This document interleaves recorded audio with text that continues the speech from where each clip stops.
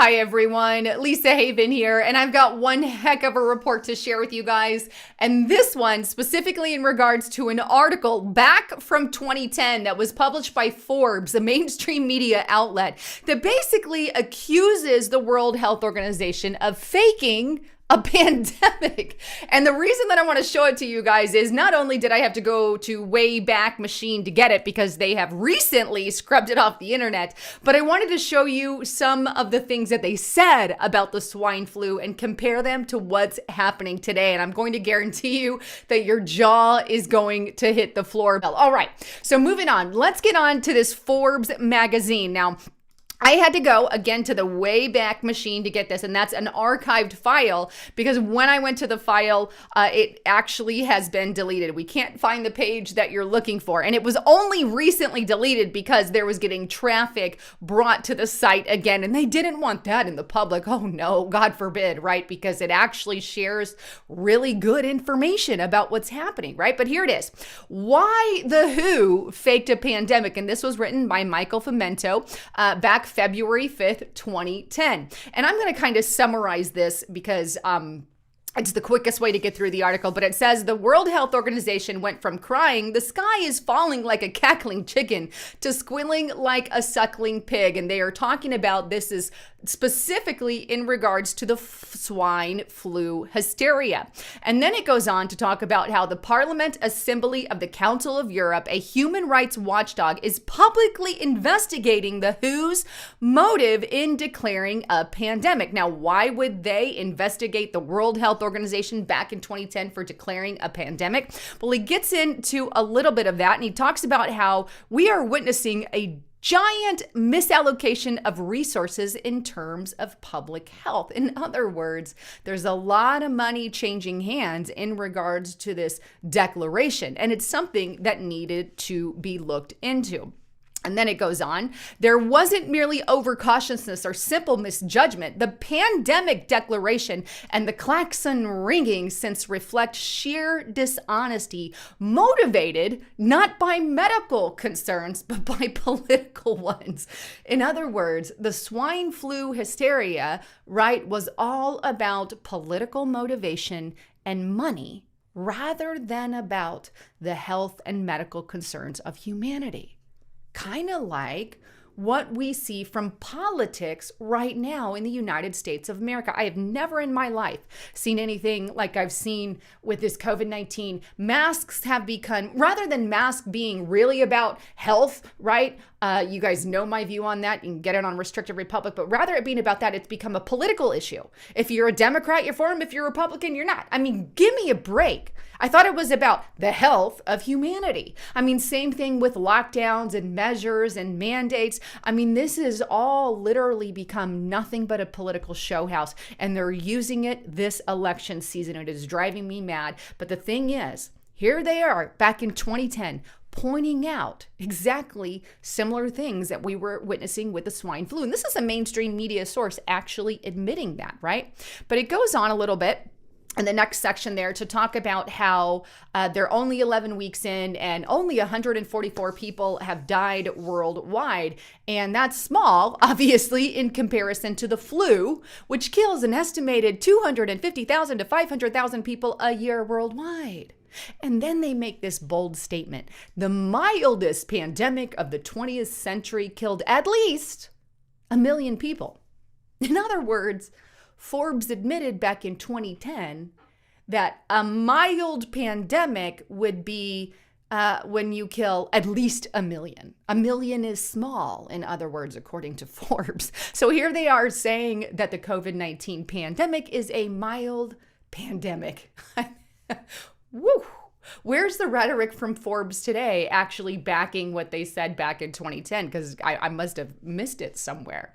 But that's a very, very huge statement, right?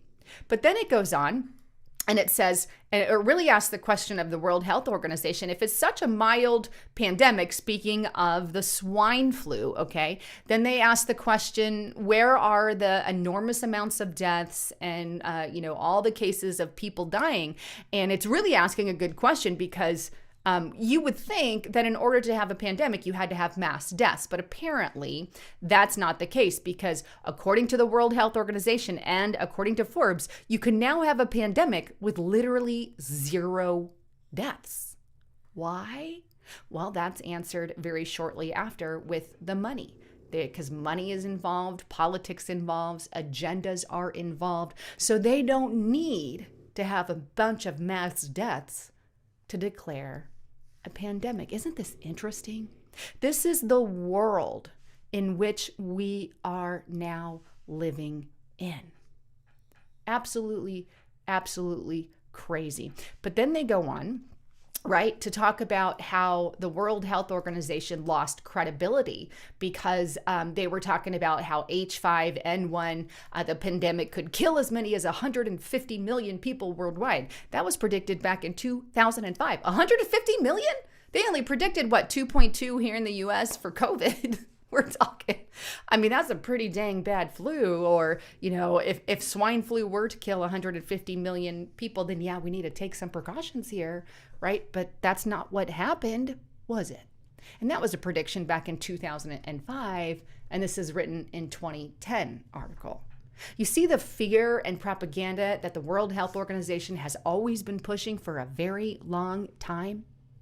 And here Forbes is actually pointing it out. And that's interesting that they're just not doing it now, right? But they go on to talk about how conveniently, right, the World Health Organization crossed out the word avian and inserted the word swine, right? So that they could now reap the benefits of investments over the last 5 years in pandemic preparedness. And then he goes on to make this truthful statement, but there's more than bureaucratic self-interest at work here. Bizarrely enough, the World Health Organization has exploited its phony pandemic to push a hard left political agenda. Wow. Exactly like they're doing right now. I would say one thing to sum up this COVID-19 pandemic is they're pushing a hardcore leftist political agenda. Just like they pointed out with the swine flu. It's no different than from today. And then he goes on to make this bold statement in a September speech. WHO director, right, ministers of health said we should take advantage of the devastating impact of swine flu and what it will have on the poorer nations to get the message out that changes in the functioning of the global economy are needed to distribute wealth on the basis of values like distribute wealth, that's socialism, on the values of community, solidarity, equality, and social justice, same words used today. She further declared that it should be used as a weapon against international policies and systems that govern financial markets, economies, commerce, trade, and foreign affairs. Whoa, wait, this is the same thing the World Health Organization director is screaming today. Social justice, equality, solidarity, community in the name of saving the planet from a pandemic and going more global and becoming a new world order. Why is it always the exact same thing? It's like they were trying with the swine flu, the avian flu, the swine flu, they were trying to do back then what they're getting accomplished today with COVID-19. The same leftist agenda being pushed. And you know what? Forbes wasn't as leftist back then as they are today. And so why aren't they pointing out the leftist push today? Maybe because they have sold out, right? This is just a crazy time. But this is back from an article from 2010.